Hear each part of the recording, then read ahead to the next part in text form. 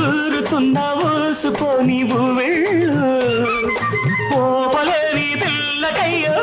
వెళ్ళు పాలు లేదు చూలు లేదు కొడుకు పేరు సోమలింగం ఆదిలోనే పారసాల చేసుకోవ సీమంతం